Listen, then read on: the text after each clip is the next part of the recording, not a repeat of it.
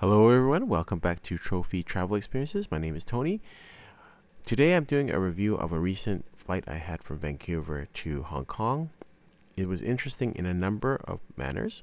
The firstly is that I previously took a flight on the 787-900 and this was a 777-300, so I can kind of compare and contrast the two planes.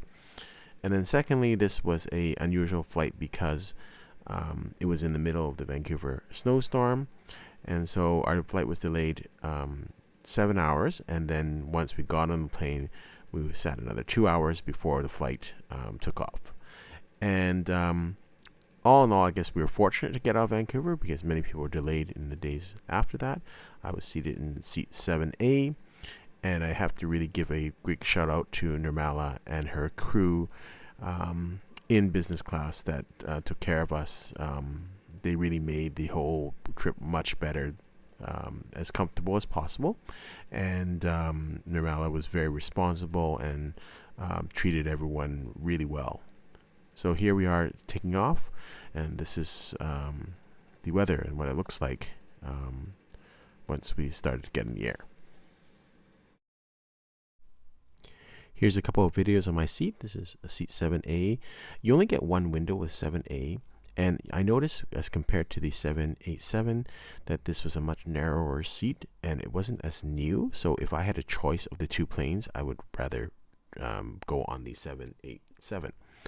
The control panel is not as new also. It didn't have as many options, and I thought the seat not as wide and didn't have as much leg room, quite frankly. So when you were sitting upright. So again, all in all, I thought this plane was a little bit older, and I never really noticed these things before while I was making this channel, but now I'm noticing the difference. So again, I would prefer the 787 to the 777.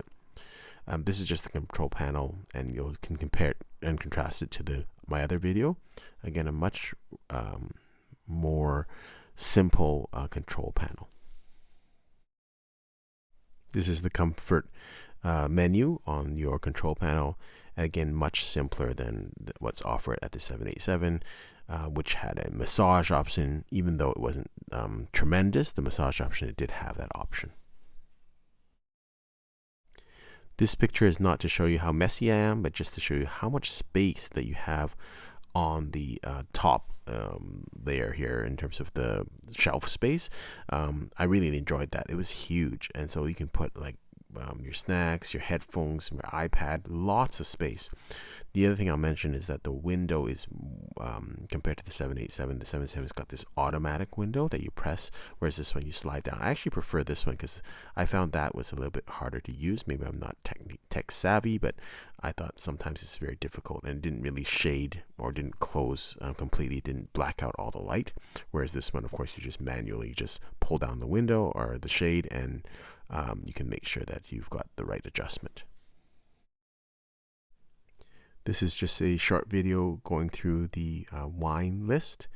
I have a separate video that goes through the wines that I drank on board, how I chose, which ones I chose, and that's on my other YouTube channel, Trophy Wine Hunter, and there will be a link to that at the end of this video. Likewise, this was the dinner and lunch menu. Because it got off so late, the crew was great, and they actually changed it so that we got the breakfast first. So we originally were scheduled to leave around midnight. We actually left in the morning time, so they changed it up so we got served breakfast first and then dinner or lunch about an hour and a bit before we landed. So this is the menu, and so again, I'll go through what I had chose. For the breakfast, I chose the parsley omelet, and I'll show you that.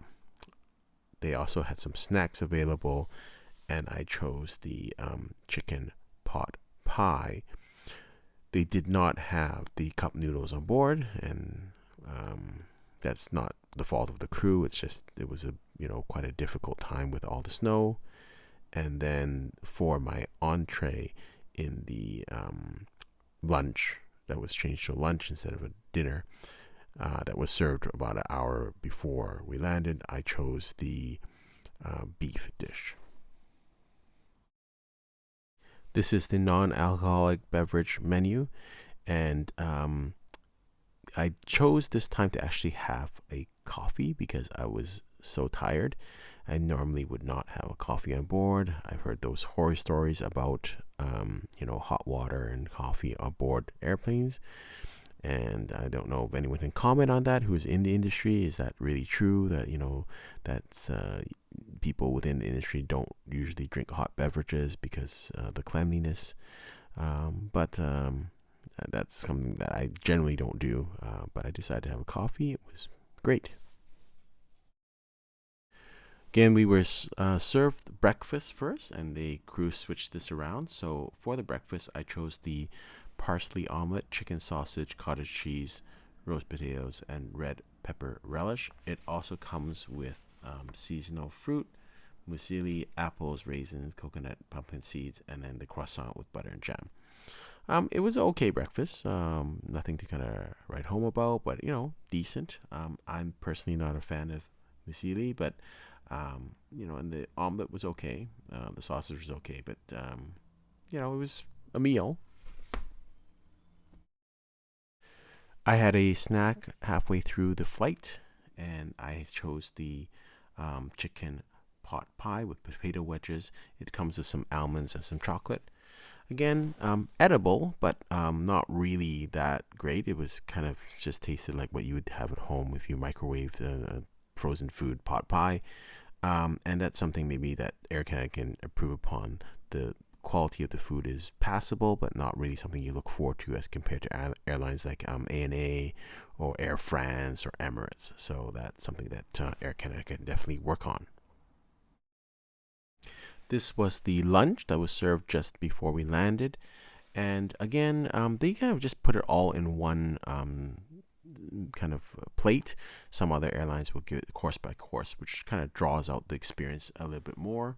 The starter was the smoked salmon tartare, which I really enjoyed. The main was the beef tenderloin, pepper sauce, jasmine rice, and stir-fried vegetables, which was fairly bland, I would say. I liked the cheese plate, which had okra, cheddar brie, grapes, and crackers. I like that. And the cheesecake was, again, kind of passable. So, all in all, it was an okay meal. I've never really been that impressed with Air Canada's food. So again, that standard would be nice if they could kind of bring that up. I have been impressed by their food standard at their premium lounges or executive lounges at the airports at YVR. So I'll have a link to that at the end of this video. Hope you've enjoyed this video, and until next time, happy travels.